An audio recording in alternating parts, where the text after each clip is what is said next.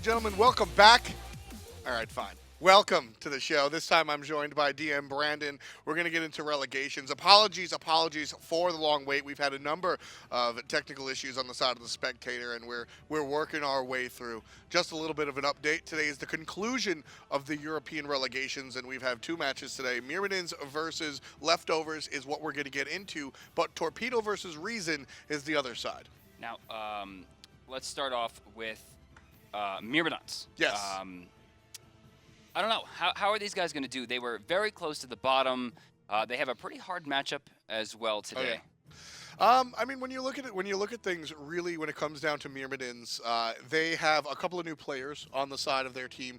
They have Drawded and Seaster, who are going to be playing in the jungle and solo respectively. So a couple of new faces, but really the strength of that Myrmidons team, if you're just objectively looking at gameplay, and I stress that phrase, that dual lane was good. Jermain and Dardez really performed when they decided to actually play the game. So we'll see how that one works. I don't care how good the guy is. The fact that he's still even on this team is beyond a mystery to me. During his last showing in the SPL, they were getting demolished. Yeah. And Jermain thinks it's a good idea as Apollo to get into his ultimate and drive around the base and troll in the fountain and sit and spam taunt. And for some reason, they didn't kick him off the team. Now, I understand that it's very hard to find a good player to fill a role that you need. But if the European ADC meta is that weak that they're going to bring this guy back on, they better dominate today or I'm popping off. Yeah, I mean, I don't have you have no disagreements on this side of the table. I feel the same. With that said, the lot of this team, not everybody on this team, but Myrmidons have their history in France rather. And Jermain lives in France, and some of these newer players do as well. So they're the closest thing we have to a regional team. Poppies. The Poppies as well, yes. The Poppies. Poppies. They're the closest thing I guess we have in pro play, or maybe. We'll see what happens. They're going up against Leftovers, which is, of course, Badgah, previously of Fnatic fame. This is his team. And over in North America, we saw what happens when a single player takes it upon himself to really create a team, although we saw that with Rafa as well. So funnily enough, the two teams that wound up at Worlds are sort of teams that wound up with a captain plus 4 players. That's what Badge is doing here. Hopefully it works out for him. He is going to have a bit harder of a time, I would imagine, than the Challenger Cup, which he stormed through. Oh, yeah. We'll be watching him go up against the Myrmidons in their chance for the SPL. Yeah, this one should be a little exciting. If you ask me, my personal pick, I do think Leftovers have a little bit of an advantage over Jermain and crew on Myrmidons. I think that Leftovers looked absolutely fantastic on during the relegation phases that we saw, and we've seen a lot of success of this formula of new, raw talent spearheaded by maybe not the most talented veteran in the world, but somebody that just knows the ropes and can talk about it. Now remember, guys, this is a best-of-5 set. First of 3 wins finds themselves in the Smite Pro League. The others will be fighting for a 3rd, 4th place match, just in case. Right, and so for what it's worth, let's take a look at the brackets real quick. As we said, we have 2 matches, but one of them has already concluded. Reason Gaming and Torpedo Gaming, due to our technical difficulties, we're not able to bring you that set, but it was very quick. Yeah, it was real quick. It was under 90 minutes total game time for 3 games, with Torpedo just dominating completely. Reason Gaming, however, I think as well forfeited the 3rd, 4th place matchup, which means if for some reason Torpedo or the winner of Leftovers and Myrmidons can't go into the SPL due to roster problems, right, they would have given up their chance to take that other spot. Exactly. As Brandon said before, there is going to be a match determining 3rd and 4th place so that there is a distinct 1, 2, 3, 4. And Reason Gaming, I guess there was no reason given. I guess they just felt like they didn't want to wait, I guess, for these matches to conclude, and as a result said whoever wins between these, or whoever loses between these games can have the 3rd place slot. Exactly. So Reason Gaming going to be stuck at number 4. Myrmidons and Leftovers, as we're getting into, again, these are best of 5. So it's first team to 3 wins, and as you can see, 1-1 down the middle. Myrmidons and Leftovers have split the first 2 games that, again, unfortunately, we cannot bring you, but we'll be bringing you the 3rd game. I didn't even know that happened. I just assumed those were zeros, actually. I completely didn't pay attention. No. He's on Fnatic. He's Got already it. Nice one. That's the first time I made one of those jokes, and you guys do it all the time. Myrmidons took a game, though. Yeah. Wow. Okay. And, that honestly doesn't surprise me, Brandon. Surprises me. I think that Myrmidons is a capable team, as I said. Sure, we've seen them do great things in the SPL. And as I said, objectively speaking about gameplay, Jermain and Dardez are a strong duo lane. Yes, they are. It's hard They're to incredible. objectively speak about the gameplay, but when you do so, that's a powerful, powerful dual lane, and it can overcome what the leftovers have brought. So we see it 1-1. Going into game 3, I guess, then, in just a second. First, let's talk about the fact that this is now, at this point, just a best of 3. Right. We'll be watching a best of 3 set to finish the day out. Yeah, both of these teams sort of started out, and I mean, this is where I kind of want allied here, because I want to talk about that pro player mentality. But you have a history of playing games at competitive level. When you're looking at that sort of best of 5, in your mind, do you minimize that? All right, we split the first 2 games. It's just a best of 3 now. For me, no. For me, it's whoever won the last game now has advantage. I was very momentum-based. Not a lot of players are, and to that I always look to Jeff Hindla. During the relegation, or rather the regionals going into Worlds, they were fighting for their world spot, Cloud9 versus Eager. Cloud9 wins the first 2 games pretty dramatically, and then loses 2. And I walk from the press room that I was in into the studio, and Jeff Hindla walks past me after losing 2 games in a row, close to midnight, pats me on the shoulder, goes, "One more, baby," and just walks away. I'm just like, you see, dude, it's midnight. Like, how are you still doing this? That's the power of Jeff. And, you know, we started off talking about the Myrmidons and sort of a negative aspect of Jermain's attitude in those games. And really it speaks to just how much mindset and mentality can really, really matter. Sometimes you go with the player that maybe not be number 1 mechanically, but you need that positivity on your team. Yeah. It's you don't ever see it on the scoreboard. But when Cloud9 finds themselves 7,000 gold down and they have a Jeff Hindla or a cheerleader on the squad saying, "It's all right, baby, 2 more team fights at a Gold Fury and we're even," despite the fact of how ridiculous that sounds, that actually helps. So it makes me think, it makes me wonder, and we saw it towards the end of the fall split for Myrmidons. It always makes me wonder when I see this Myrmidon squad if they will get in their own heads, because that affects the game. You know what's funny is everyone sees me, I'm a very negative player when you see me on stream, or, you know, I'd say so. I'm actually the positive guy in a team setting. Really? I'm the guy that's like, 1 Gold Fury, 1 good team fight, 1 good bait. I'm always the guy looking at positive. Well, it's during practice where I'm like, everything must be perfect, yeah, or you're all dead. Well, you know, perfect practice leads to practice, perfect in practice. But what it comes down to, honestly, is that's funny that you say that, because if you look at Envy, back when Allied was on the squad, I don't know if they've had a couple of shifts. I don't know if this is still the case, but believe it or not, Weekend was the biggest cheerleader for that squad. And everybody looks at Weekend as this big BM dude. And it's funny because when you watch Incon's normally the one when I watch scrims that was a little bit more negative. He had a hard time getting back into the game. It was actually Weekend and Allied, the guy who were seen at Seam as BM. Yep. Now it's kind of like Omega's just like, guys are taking my blue. Yeah, and again, Omega also known as sort of that value on when he was neutral. on Eager. He's neutral. The Eager guy said he was pretty positive for them. Well, I mean, like in for juxtaposition. Eager. Right? But without further ado, we've waited long enough. Let's jump into the games. This is Myrmidons versus Leftovers. We're getting into game number 3. That score at the top of your screen is correct. Myrmidons and Leftovers have split the first 2 games of our best of 5 series, and Myrmidons have the option for the first pick, and they'll start things off right by banning out Athena. Wukong is my character to ban this week. I think that Robin, while strong, is probably 2nd or 3rd, maybe even lower in some cases. Why is that shifted? Because 2 weeks ago you were sitting here saying no Robin. Absolutely. Well, I mean, still no Robin. He's top 4. Still no Robin. Wukong didn't get nerfed. Right. All the items that he wants are still super buyable. He's the best jungler in the game. He's the best in his role.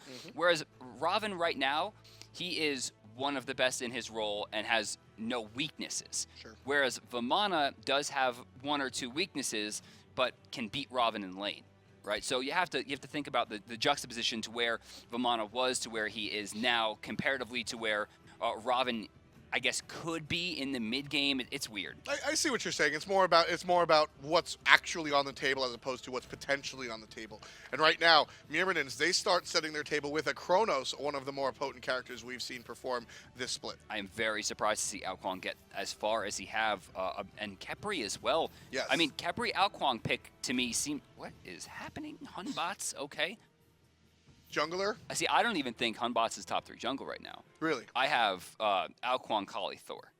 That's interesting. And pretty dramatically as well. See, for the entirety of the game, Brandon, crossing across different patches and stuff, I always see Hunbat sort of next to a tier list in the sense that he just brings a fantastic tool to a team fight. Yeah. You know what I mean? So like to say he's better or worse, there are characters that are better at assassination or whatnot.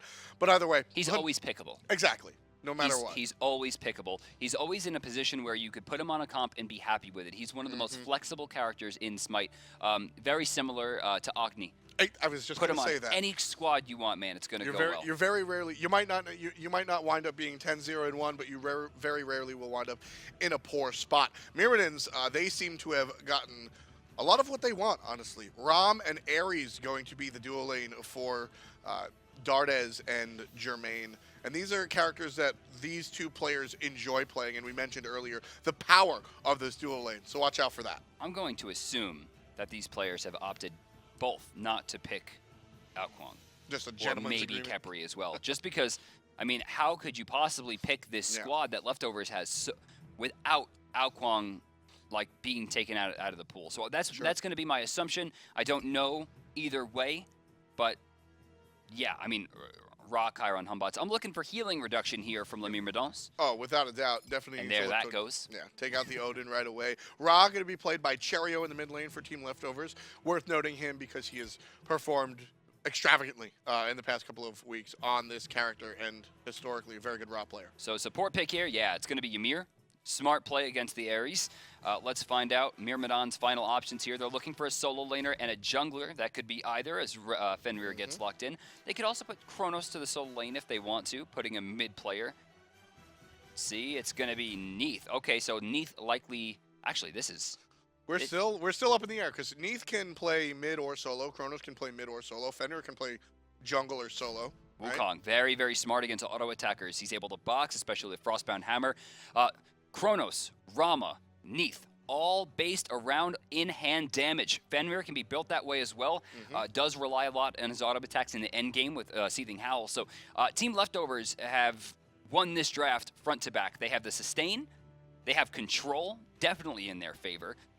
And on top of the fact that all they have to do is build a few items like a Witchblade or a Runic Shield, a few Midgardian Mails, and these team fights are done skis. Leftovers should have this game in 35 minutes. I agree. It's just a well-balanced draft, and that's what I like to see out of teams. And as we look at Les Myrmidons, Tynz will find himself in the mid lane piloting that Chronos, Seaster in the solo lane Neith, and as we said, Jermain and Dardez will be where the Ram lands. So where it comes from Leftovers, I love this composition because as you said, they've got the sustain out of Ra, right?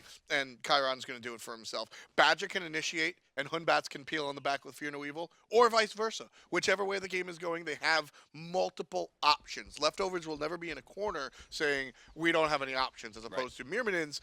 Couple of Witchblades, Runic Shields, and Rest in Peace, Enfeeble and Curse, and this is a smoked team. The one thing that's standing out more than the in-hand is the fact that they chose to put Chronos in mid instead of solo. If you consider how much physical damage on the team, I think putting Chronos in the solo lane would have given them more magical damage for the end game, considering how much... Oh, wait. Is that actually what's happening? Because I saw them move it around. Oh yeah, Neith's right there. Okay. So Chronos is solo. Okay, so it has been it's been a role switch as well, man. Damn Adonis. I'll take the bull for that one. I was unaware. I just assumed Tynz would still be playing mid. But with that said, yes, blame Adonis. Double camp start coming out from Les Myrmidons on the left-hand side. Neith will make her way into the mid lane, and as Brandon broke down, Chronos in the solo lane will allow him to find himself a little bit ahead. Right, well, not only are they going to be able to increase their damage as a whole by getting that magical damage online faster, but it doesn't give as many options to Wukong. It's much easier for warriors to build into physical defense than it is to magical, and with the recent nerf to Bulwark, it's going to be a bit of a slower early game for Nika than you would have imagined. Left side Harpies starting out very quickly for Drawded. Right side are already down. The Fenrir is all by his lonesome, so... Yeah, first one goes to Ra. And second one goes to Fenrir. So split down the middle for those left-hand Harpies. We got the start going on here, and we'll visit the left lane as well. Good clear coming out from the guys on the Leftovers. That's just the Ymir effect. Now, Ram's a character we just don't see, that we haven't seen that much of, but Jermain is a Ram player. Why don't we see too much of him in Season 3?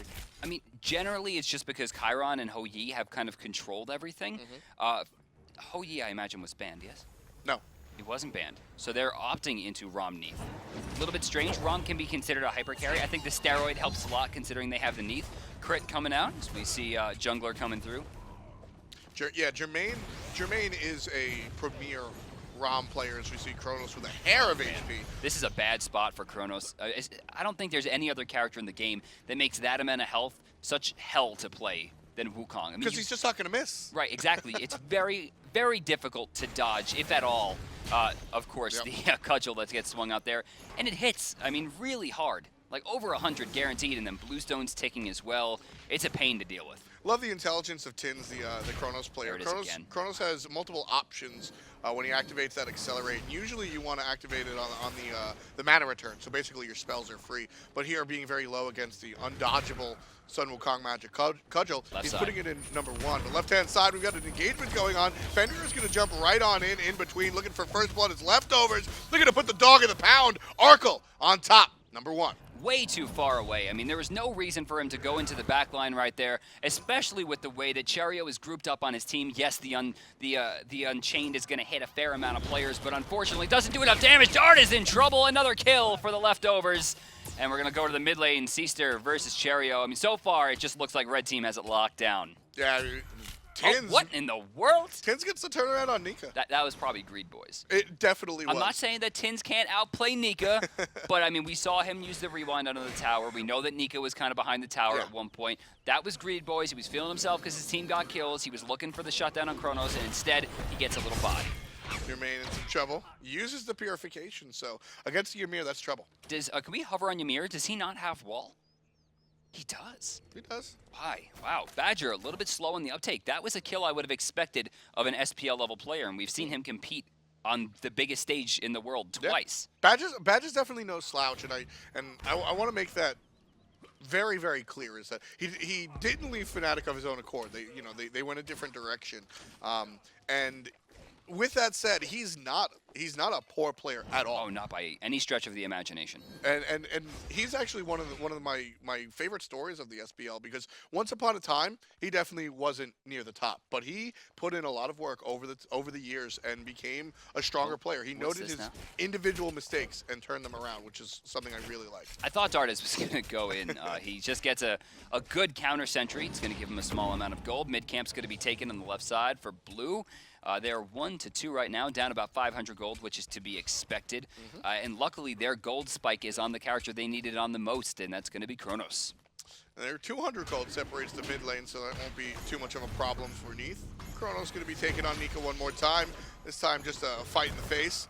Oh, Nika not going in. He should be going in. He's not keeping the timer. Has to remember that Rewind has a longer cooldown than he would expect. He should have ulted and jumped in there. That was a guaranteed kill that he has thrown away. And as a result, Nika's going to be shoved under her tower once again. Nika's in some trouble here. Still has the ultimate available, but the burst potential out of Chronos is very big. So if Nika continues to sit as low as he did before, he might find himself in some trouble. Blue buff going to be shared by the solo laner and the jungler. Nothing too out of the ordinary. And as we take a look at the new players on Myrmidons, Drawded and Seaster, seems to be everything hunky-dory. I don't really see any negatives coming out. Besides that questionable play for First Blood, I don't really see any negatives. Uh-oh, over on the right side, Chronos getting dove here by 2. Rewind gonna bring him back to about 75% health. Jungler, not a lot of mana here. Nika, not a lot of mana here. Tynz recognizes, goes for the rush. Stop time gonna force the beads. That should wash out the fight. Yeah, that's gonna be it for the guys on leftovers, both of which get brought down to half HP. Tynz honestly gets the better of that duo. And actually gets the better of the situation as well as he continues to farm. Unfortunate for Nika walking right on into that time rift. Before, with a little bit more HP, he could have walked up and smacked the wave, but as low he is now, not going to happen. Everyone's seeming to take a wash here just for a second. Tynz going to take the back as well, sitting, let's see, gold in hand as he backs. Does he have enough for boots? No. Not quite. A little over 1,000. Boots 2 ready, boots 3 about 4 waves away. I don't think he's got the mana or health to do it. I like that he stuck around. He knew that he was safe there with jungler going back, so smart play. It's all about the information you have and you don't. Well, I guess it's just about the information. Ward's being cleared out by Seaster over here in the mid lane. you know, vision is a touchy thing because obviously what you see, you know, but there's a very professional mentality in discerning information by a lack of vision or a lack of information. For instance, we know that Humbots isn't on the map, but with his health pool, he knows over on the right side that there's no way that Humbots can make a gank relevant to him going down. The only information he needed at that point was where's the support and where's the mid laner. Seeing on the map that Cherryo's there and knowing that the jungler's not, meaning the jungler likely went back, he doesn't have enough mana to clear a camp, knows that he's safe, takes the wave, little bit of gold, little bit of experience, and gets boots 2 online. And that's why we see, we just took a look at the mid lane, that's why we see that ward in the middle of the actual lane. Yes. It doesn't tell you where the jungler is, but it tells you what direction he went.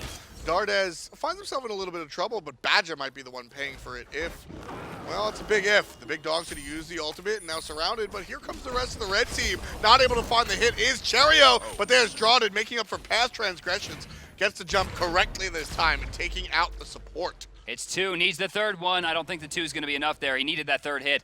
Slowed, but not enough to deter. Looks like he'll be able to get out of there. Left side camp's going to red. And I'm looking at Cherryo here. Where was the heal? Heal, yeah, the heal didn't come. I feel like he used the heal in the lane earlier on, so it might have still be on cooldown. Possible, yeah. The ultimate also missed. Unfortunate for Cherryo, not able to land his spells quite just yet. We are seeing some magical defense coming out from Nika off her second back. We're going to see a silver talisman likely to go into Bulwark of Hope, but I mean, normally I would make my analysis that I would like to see Heart Ward, a criminally underused item in this meta, but they don't have the magic damage to warrant it. Really, I mean, like, look at the Myrmidons. I mean, aside from Chronos. It's just Chronos. Yeah, I mean, Ares, of course, cons, low damage. Low damage. It's very important to keep in the back of your head. No, realistically, Ares has high damage, but the damage that Ares puts out is different than a regular mage, no? Yes, I would say so. But it's heavy in the early game, sort of like an ice is. Right. But as the game gets later and later, although his damage, it's still there, it somehow feels less relevant. He can't solo somebody down anymore. Yeah. I mean, at this time, if Ares was the solo laner, he could probably dive and kill the Chronos. He could probably dive and kill the Rama, barring the heal, of course. There's enough damage in the kit. As it goes on, he basically scales well with levels up until about 13, and then his damage starts to whittle down. He becomes more of a defensive press with things like bolster defenses. That's the key, that level 13 where the damage changes. You know the last time we saw an Ares in the solo lane? It was last season. I actually liked the pick for what it's worth. That might help Maybe you out. Divios? It was Anatoly against, I don't know who was playing, but it was Anatoly against a tier. Yeah. He picked the Ares against a tier. And now Ares going to blink in the middle of 3. No pulls thanks to the ultimates, but Jungler able to take out Drawded underneath the tower. Looking at the support. He falls down as well. Mid lane Neith doing the work. So Badger right there knows that he's going to take damage from the tower if he goes for the freeze. But he does it anyway because at this point, trading himself out at 0-1 for a 0-1 is going to work out because there's more people on his team close by, ensuring that they can win the fight, get a little bit of extra damage, a little bit of extra farm, and use that 1-for-1 for the advantage. Badger also knows that if he doesn't take the freeze right then, it's unlikely that they'll be able to pick up the Ares, and he's still at risk with the rotations that are happening. So he weighs it against each other, throws out the freeze, even though he knows he's sacrificing, and he guarantees the kill. Honestly, it seems like it's a 1-for-1 trade and that it's pretty basic, but I give that one to leftovers hands down. Exactly, and while I agree with the decisions coming out of Badger in that specific instance, I'm not a big fan of this Urchin right now. Urchin is one of my favorite items in the game at the moment. I absolutely love it, but as we've talked multiple times about Myrmidons' composition, really just leaning on Tynz for that magical damage, I don't know if Urchin is the choice that I would go with here. Yeah. Because you purchase Urchin to protect yourself from both sides of the magical, both physical and magical. And here, it's a lot of physical and watch out for Tynz later on. For me, I think I would have liked to just see some more cooldown reduction. It's the strongest stat in the game currently, especially for Guardians. And as a character who has an 18-second cooldown, I'd probably be looking to do as much damage as possible. Look at Tynz doing the okey doke all the way around. Love the dodge of the animals. Rewind, but here's the monkey. The monkey, double trouble. Nika gets the kill onto Tynz. Wow. Yeah, there wasn't enough time. He didn't rewind fast enough, plain and simple. He should have went into the tower, burst it down, and then rewind immediately. And that's something that we see Lassus do a lot. There is not a single player in the world right now, whether they're pro or not, that can use rewind like Lassus can. He understands that 8-second timer better than anyone I've watched, and I know that if he went into that tower, he would have hit it, killed it, rewound immediately to get his cooldown back after stunning, and then making sure he can get out safely. There wouldn't have been a trade there. There might be a certain Fnatic mid laner that might want to talk to you about that statement about Lassus' He hasn't done it in the Pro League. That's true, that's true. Zeros is who I'm talking about, and if you don't know, Zeros was the first person to make it to Grandmasters and did it pretty much just exclusively playing Chronos. So I think he's got a couple of hours in the gym on that character. Very excited to see Fnatic in the Pro League. I just can't wait to start getting into the real meat and potatoes of what we're doing here. Exactly. This is the trailer to the Pro League. Yeah. These players are going to be coming in. They're obviously very good, but this is going to be bottom of the barrel compared to the big boys. Yeah, I mean, this is, as we said, we're setting the table here for the SPL. The winners of these matches and these sets wind up going on to join the players that have already confirmed their spots. And despite some roster changes, the cores of those teams are relatively the same. So it should be an exciting SPL all over, especially relegations, at least in Phase 2. After the open bracket was done, relegation have been relatively interesting. And as you said, I mean, these aren't even the top level of play. So once we get to see everything going and these guys and these teams join up with the SPL, I'm just excited. We still have Andy's team. We haven't seen them play yet. We have, of course, the new Fnatic roster. Yep. Epsilon to make their return. And there's a lot of big names that are going to be coming, and they're going to show us exactly what we've been missing in Season 3, because a lot of these builds are starting to blend together. Right. A lot of the players are starting to play very similarly. When the Godfathers start coming out, I'm going to wonder how the meta is truly going to shape. Are we going to see Scouts? Are we going to see Sunders? Anyone using Hog? Is there going to be more emphasis on things like Magi's Blessing, which has been strangely missing throughout this season? I think we'll see a little bit of Magi's Blessing as players get more creative. I would like to see Magi's on maybe some of the leftovers players. I mean, you got the Root and the World Weaver from Neith, Stun and Ult from Fenrir, Stop Time from Chronos. Ares would have to pull you, and Jermain has nothing. Yeah. I mean, that's a really strong item. It's 350 health, small amount of protections as well. Sure, I'll give it to you just because of the Ares. I don't really buy the Magi. So Magi's is generally a poor item with a great passive.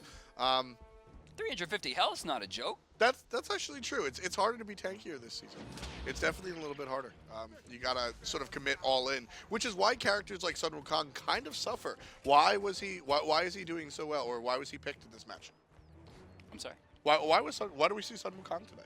Sun Wukong, I think, is one of the most mobile warriors, and when you have 3 auto attackers on the same team that are attacking from ranged, you're going to need someone who can get in and get out very fluidly. Nika not only has range poke with Cudgel, but she'll also be able to dive in with her animals and then get back out with the Somersault Cloud, ensuring decent amount of damage, good control, and the ability to outrange these rather heavy ranged attackers. Gold Fury, a lot of presence around it.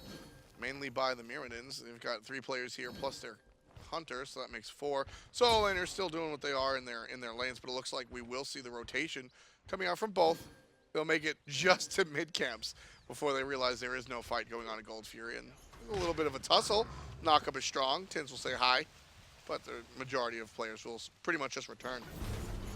Right side, Tynz, a little bit more farm, stacked already back up and has gone into the Wing Blade. I'm expecting most likely we're going to see the Telkine's Ring come out, which was something that Zero's kind of invented, this build, going Wing Blade into Telkine's, which is not something you would have expected. That was something that I was thinking about as we took a look at the composition, and we mentioned, you know, many times now how Tynz is really the main source and one of the only sources of magical damage, but the majority of the team is in-hand based, it's basic attack based. Would it make sense for Tynz to go and build sort of traditional mage to get away from the idea of Runic Shield Me? The Telkine's Ring, you know what I'm talking about? I mean, maybe. Because I've begun to like the Telkine's Ring in the Chronos build, but maybe this is an opportunity where you switch the build up. It's 30 attack speed, how could you not like it? So strong. I'm actually kind of surprised, speaking of magical damage, to see Nika go into Bulwark instead of Runic Shield to start the match off. Makes sense. I think this early on, because Chronos, the way Chronos generally works is early on the basics aren't what you're afraid of. You're afraid of the spells. Mid game, the basics sort of come online, and then late game, well, you're kind of just afraid of both. No one's afraid of Ymir, or at least Drawded isn't jumping right on in. Badgah finds himself chained. about 75%, but a heal from Ra will heal that up, no problem. Cherryo has been extraordinarily quiet this game. Another missed ultimate, doesn't do the damage he needs, doesn't hit the camp either. There was no steal. He hasn't really saved his teammates with the heal. I'm wondering why we're seeing this Ra pick when he's not playing Ra right now. Well, he did make an impact in that team fight when Badgah died in the mid lane before. But he could have made that impact as Agni or Isis. That's and true. Probably made it a little bit stronger. That's very true. I won't disagree with that. Cherryo is, Cherryo's a fantastic Ra player, and frankly, Brandon, I mean, not every game goes your way. That's fair. You know, could just be an off game for him individually. We don't know how he performed in game number 1 and 2, so maybe there we'll get it to that is. information a little later. There it is. That's what I'm looking for. Those are the snipes I want to see. So the leftovers actually took game number 2, so momentum in their favor a little bit. Yeah, so that's why I'm surprised that he's not hitting those shots. I mean, maybe if Myrmidons were the ones to win game 2, it would have been like, okay, maybe he's kind of down on himself right now. But Cherryo's coming hot off a win. I would expected a little bit more aggressive play. Yeah. A lot of curious things coming out from the mid laner. We'll take a look how he succeeds later on. 17 minutes on the clock. A relatively slow-paced game here in SPL Relegations. Gold Fury just started, so this non-existent lead might actually become something. Dardez shows up, but Ares not exactly the character that's going to steal, so Leftovers confirm the Gold Fury. Now they're looking directly at Dardez, who showed up a little bit too late. Arkkyl with his 3rd kill. That's 300. There was not enough damage. Jermain aiming for Ra in the backline was a wasted shot. There was no way for him to get the kill onto Cherryo at that point. Cherryo would have escaped scot-free no matter what. Going into this lane, though, might put a little bit of a worry, but no World Weaver. And, Tynz is going to go for this? No. Oh. Uh-oh. Stun? Beads. Here comes the wall. Let's get him another stun.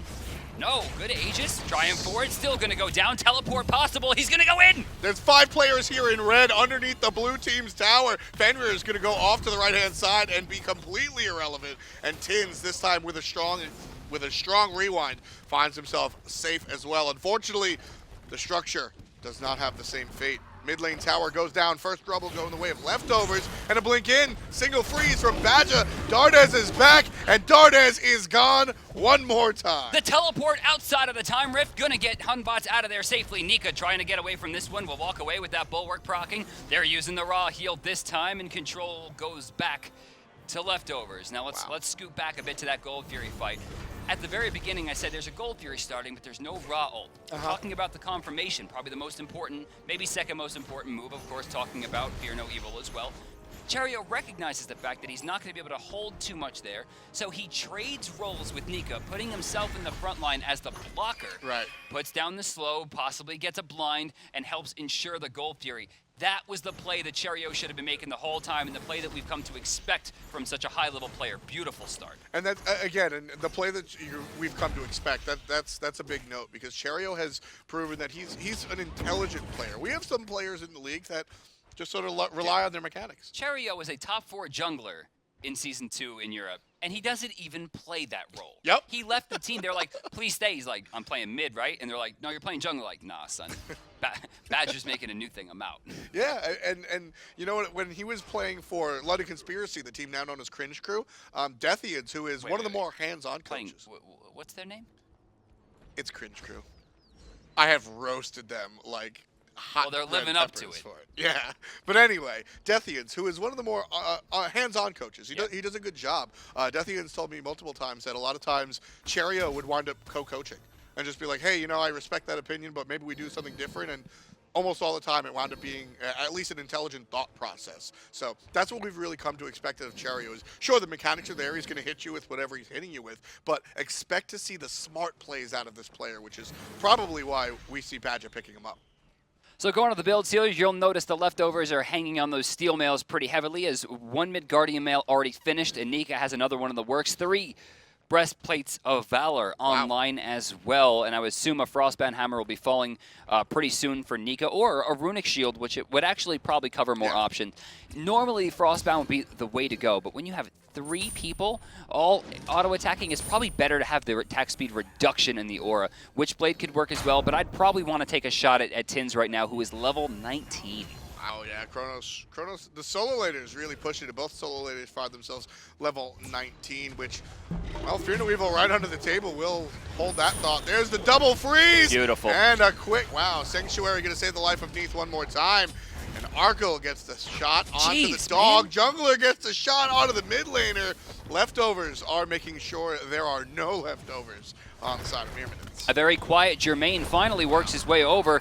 Not going to be able to do much to hold the tier 2. A tier 2 in right falls as well as Tynz finds the split push. He's going to have to back here to try to deal with it. It's going to be a 4-on-3 when he gets here. Do they have enough time? Stunned and slowed. There's the ultimate from Dardez. He's going to pull no one thanks to a couple of strong, quick-thinking ultimates on the side of Leftovers. Jermain, on the other hand, boxing the Hunter, looking for the shots. No range, not going to hit the Chiron. Instead, going to look at the Ra healing himself. It's not enough. Ra chased off of the heal. There's the ultimate. Jermain in some trouble. Strong Sanctuary going to save the life of Ra. And Tynz takes out Cherryo as soon as the passive is over. Oh. Trying for something. Arkkyl just makes his presence known. Nika going to have to try to get away from this one. Jermain pretty low as well. Astral arrows go through the wall. That's an unfortunate. Oh, no. The roll. He doesn't have any mana left. One shot's going to do it, and he finds it. Jermain threads the needle, takes out That was solo, gorgeous. But here comes Jungler. No more Jermain. No, doesn't find the crit that he needed, and rotating over. Drawded trying for the ult. He's a little bit too far away. Probably not going to find that. Jungler trying to box out. He's low here. He's fighting against 3. Jumps away. Unchained to follow. Brutalized in about 7 seconds here. Does he have it?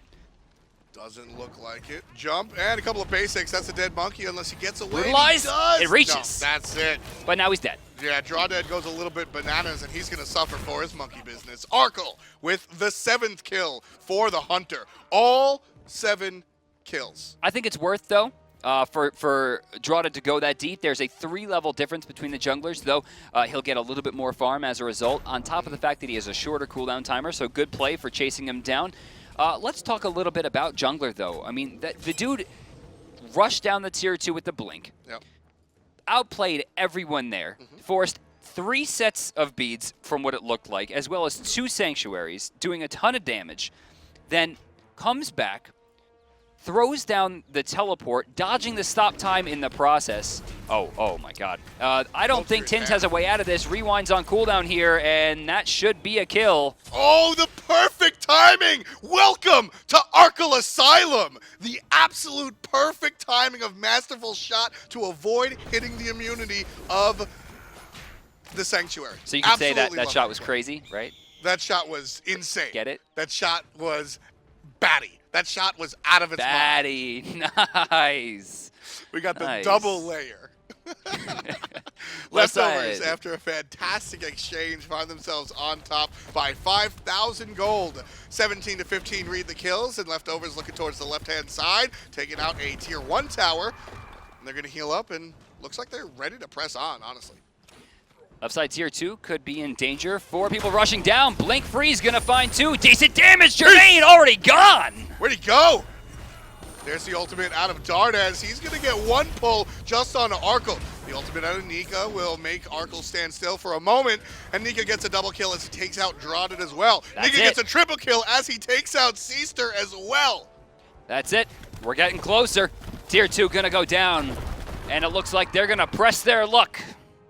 Looking for the Firebird red team. 5-on-2. It's just a Chronos and an Ares. And Leftovers walk right past the minions. There's the ultimate out of Jungler. It's going to send Tynz for a moment to the right-hand side. Phoenix already down. They've got what they came for. The beads get burned as well. Still a 5v2 as they walk right in. Badger to tank it. Thanks, Ra. Thanks, Ra. Look at the beauty of the Ra heal, allowing Leftovers to get more than they... There it is. This is why he picked Ra. Yep. This sustainability. It looked like in the beginning he was a little shaky. He was missing ults. He wasn't playing like himself, but he stepped it up. He found that place where he needed to be, and now that people are being the aggressive initiators that Cherryo's been waiting for, looking at Jungler, looking at Badger, they have been setting up for Cherryo 100%. He's getting the heals off to keep them alive. He's hitting the ults that he needs to. Hell, he's going into melee range and finding beams against hunters. That's the level of aggression I'm expecting from Cherryo. And what I like out of this Leftovers team is that in a world, in a season, in a meta, that everybody celebrates the burst damage, the Wukong's, the Scyllas, right? Leftovers is almost completely utilitarian. Yeah. You've got a Batz that built into cooldown reduction instead of crit. You've got Cherryo, who's more known for, who is being more prominent with his heals and his re-siege ability rather than his just straight up ultimates in the face. Even Arkkyl is the one doing all the heavy lifting as far as kills are concerned. The rest of the team is just utility. Well, I think that comes down to the picks and bans phase just being flat out won by leftovers. They counterpicked every single round, and they did it well. A little bit off time. Cherryo, though, doesn't get the damage. Freeze by Badger stops the roll. Jermain is out of options here as Nika rushes to the back line, though might be deterred. The tier 2 is the one taking the ire, and it looks like another 1,500 gold going to be thrown right into the coffers as leftovers finds the final tower on the blue side. The only structure remaining is the Phoenix, and that's going to give a 5-digit lead to the leftovers. 11,000 gold. Meanwhile, Tynz pushing down this left-hand side, picks up a tier 2. This is really important because Tynz doesn't have a way over to the Fire Giant quickly. He has completely given up control. Nika has any ability that he wants to get to the other side. He can box this out with the build that he has. He can do enough damage to force him to back, and he still has a teleport available to him. He's got the ult as well, so the hit from Neith will hurt, but maybe not as much as Tynz might have hoped. 7-18 right now. Myrmidons won game 1. Leftovers seem to have locked and downloaded their opponent's strategies as 4 of them push in, and it's about to be 5. Ward placed to ensure that Nika can come right back in, and there's the teleport. Blink in from Dardez, gonna get everybody, but only one pull, and it's on Badgah. Not exactly the easiest to kill target. Very low is the support. Dardez being chased by Nika, just long enough to allow the spacing to create a dead Phoenix. No objectives left on the board. Leftovers have the Fire Giant, they've got the gold, and they've got the will. All that's left is to take the Titan. They're going to be able to rush in here. They have enough time. No ultimates available except for, it looks like, Fenrir, Rama, and Chronos. Not the ultimates you think when you really need to stop a defense.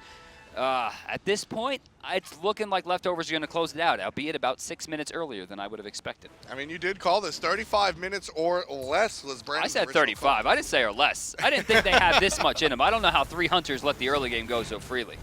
Yeah, watch out. Tynz in some trouble. Going to get stunned Gotta down rewind. by the monkey. Gotta rewind. And the Sanctuary is enough to save the life for just an extra moment. There's the big woof woof, bringing in a kill to Seaster. So it's going to be 4 on 5. The advantage going the other way. Myrmidons have the advantage. Leftovers trying to fight undermanned. They're going to opt for the retreat. 3 players leaving down the mid lane. Badgah by himself on the right-hand side. Stun's going to take the bird out of it. But a good ultimate from Nika, strong enough to make everybody walk away. Leftovers retreat safely. That cooldown reduction coming in big time for Nika's, able to get up into the sky once again. Left side dealing with the fire minions. In fact, 3 waves of this. They only lost 1, and that was Cherryo. Fire Giant available still, the buff for 2 more minutes. You know, when we first introduced a lot of the items, you know, and players hit either PTS or started playing casuals or whatnot, Mantle of Discord was this. Everybody was talking about it. It's a very expensive item, but it provides a lot of basically everything. Cooldown reduction, protections out the wazoo, and a very odd sort of Fist of the Gods type passive. We don't see it too much anymore just because it's extravagantly expensive, but I actually think it's a perfect choice for Sun Wukong. Well, I 100% agree that it's great on Wukong, but I don't know that I'd want it into 3 hunters. Sure. I mean, where is that damage coming from? How are you going to be close enough? Who are you actually stunning with the effect, I For suppose? me, I think this was 100% cooldown reduction. I mean, he was just looking for that close to 40% while still being able to go into this Titan's Bane. Surprised that we didn't see a Runic Shield or a Witchblade. Yes, I am very curious that we don't see that attack speed reduction. I would have liked to see a Witchblade on Ymir, I think. On Ymir, really? Yeah, I mean, he's going into Magi's Blessing, though, which from the beginning I talked about is going to be one of the picks that we really need here on this side, just because there's not really a lot of ways to stop Ymir, who has Magi's on, without burning a major point of defense. And with Ymir going the way of Shell, and of course, with the initiation style that Badgah's doing, he needs the blink available. The Magi's Blessing is the only thing that gets him out of the Ares pool. Wall blocked off, and we're going to see a 5-man attempt here. Not going to get anyone, though he did get a few sets of beads. Few ultimates as well. And a Ymir ult. There's the counter initiation from the Fear No Evil. Arkyl's going to take 1. Cherryo's going to take 2.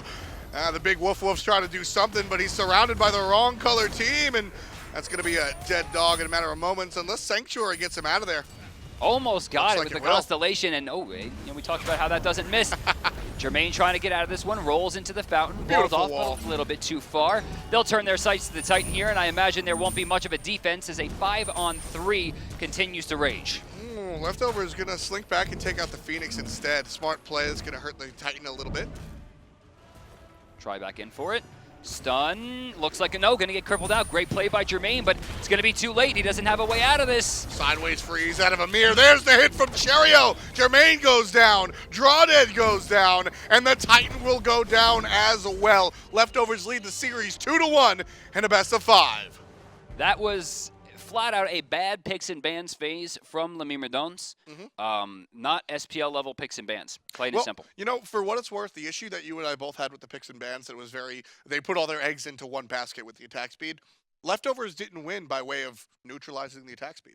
Yeah, that's So true. although I agree that the picks and bans wasn't perfect, that's not what led to the disaster. But normally when we see 3 hunters, we have the normal double Guardian or Guardian Warrior. They went Guardian Fenrir, Right. who Okay. isn't a control character past 15 minutes. He's Right. a disruption character, and honestly, the disruption isn't helping when Chiron is invincible. That was the key for me. Key of the game, without a doubt. Arkkyl absolutely going insane. We don't have replays for you today, but I mean honestly, they're all in my head. Arkkyl went out of this world. I love the way he was playing. And again, talking about players that frankly didn't exist to a lot of the fans at home before a couple of weeks ago. Badgah making this lineup work. He finds himself up 2-1. Will it end here or will we go on to a game number 5? We'll see. We'll be back in just a few.